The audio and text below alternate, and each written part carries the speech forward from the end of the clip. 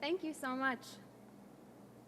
My name is Kallie, and I play viola, and that was a movement of Bach. That was the Courant from the first suite in G major. For this tiny screen concert, I've decided to play for you a lot of tiny pieces for viola. You will hear about 1,000 years of viola music, spanning all kinds of different sounds. So that piece was written in 1720, and this next piece was written almost exactly 300 years later in 2020. This next piece is entitled Mimosa, and it's written by Yaz Lancaster. They are a violinist and a composer and a poet and an artist who's been based in New York. And mimosa was named actually after the plant. There's a plant called mimosa where if you touch the leaves, the plant is very responsive and curls up and opens. And that is the name of this piece. Yaz wrote this piece for an arts organization called Castle of Our Skins. And this fall, they had a commissioning project called the Black Composer Miniature Challenge. And they commissioned 18 Black composers to write very short pieces for virtual premiere during quarantine. This is one of those pieces. This is Mimosa by Yaz Lancaster.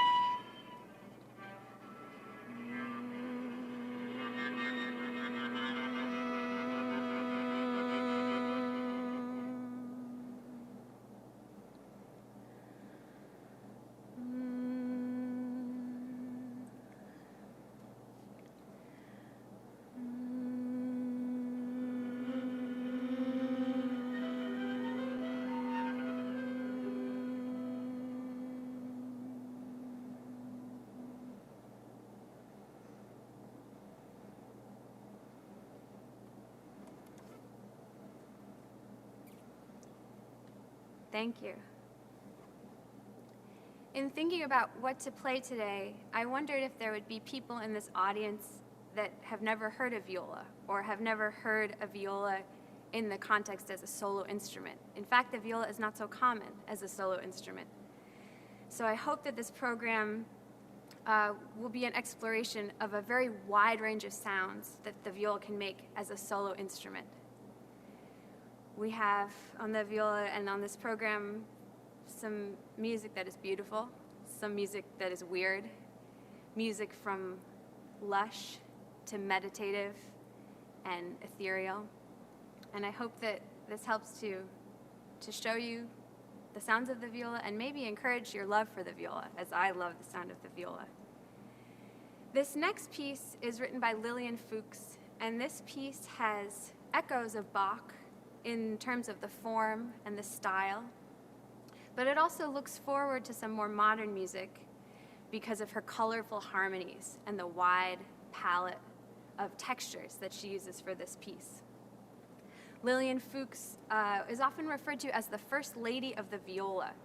She was really the first notable woman soloist, and this piece was written in the 1950s to show off all of the things that the viola can do.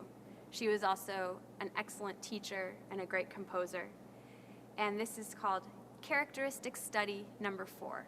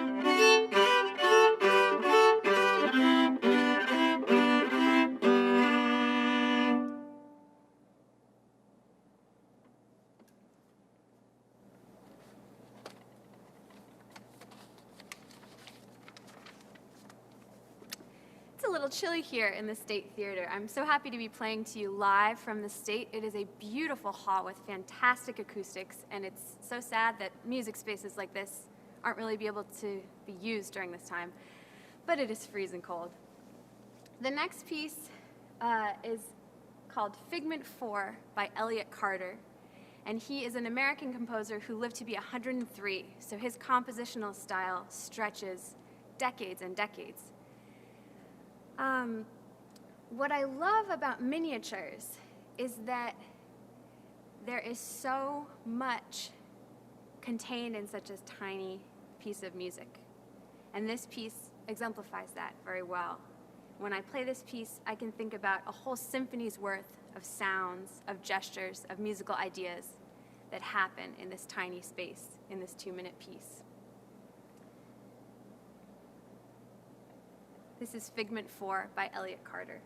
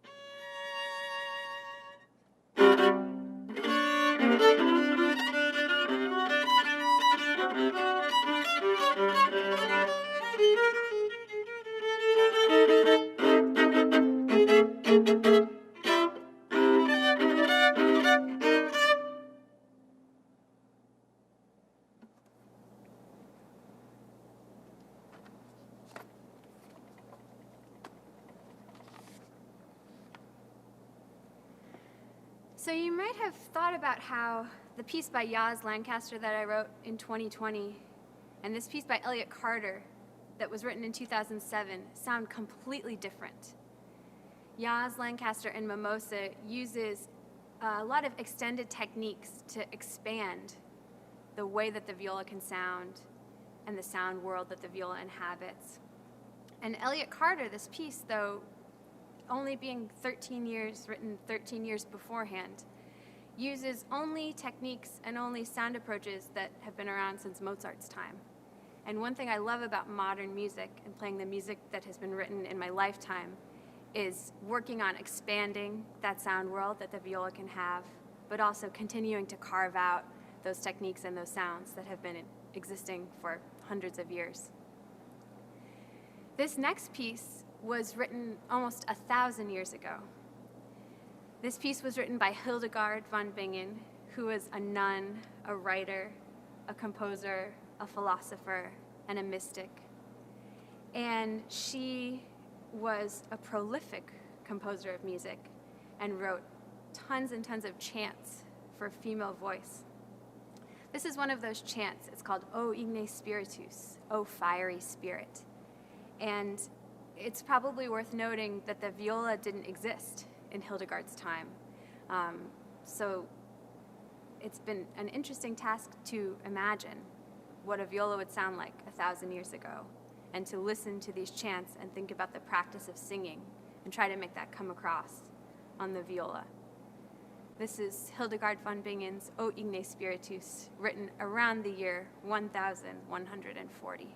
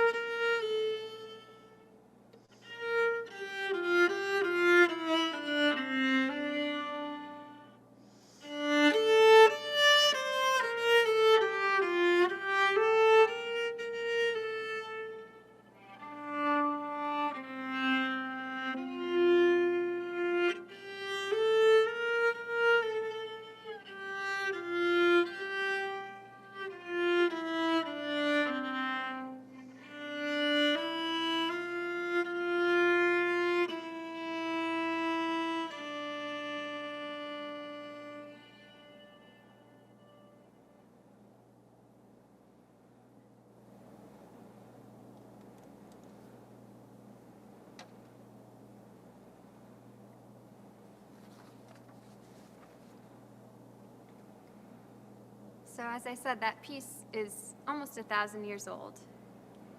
So that is certainly the oldest piece on the program, and perhaps the oldest piece I have ever played on the viola. The next piece is the newest piece on the program. This piece was written just a few months ago, in 2020, by composer Kevin Day. And he has written a lot of music in response to the pandemic. And this piece is in response to quarantine. He begins the piece with a quote from Rumi: "The quieter you become, the more you are able to hear." His piece is entitled Silent Spaces, and it explores feelings of isolation and solitude and meditates on the positive and negative effects that quarantine can bring. That there's so much space to be creative and sing freely and have more clarity, and the negative aspects of loneliness and longing and sadness. This is Silent Spaces by Kevin Day.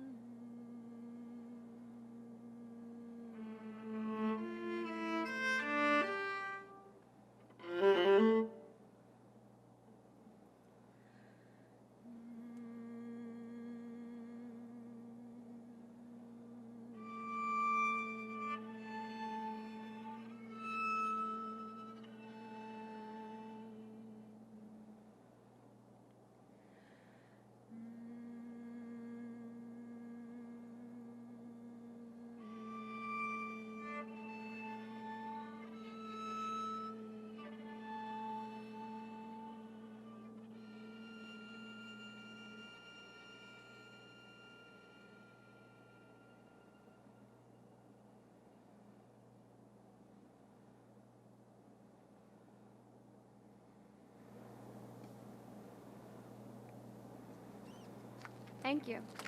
Thank you for being here. Thank you for tuning in. Thank you for listening. That was Kevin Day, Silent Spaces for solo viola. Classical music has always elevated white male composers, white male performers, and I think it's my duty and our duty to change that.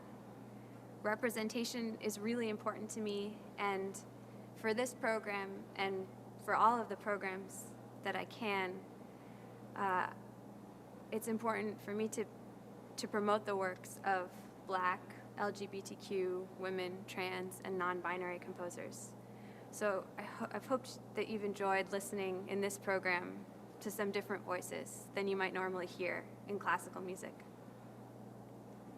The next piece is written by Anna Mon di Venezia, and she is a late Baroque composer, and it's quite rare to be able to listen and perform the music of women written in the Baroque era.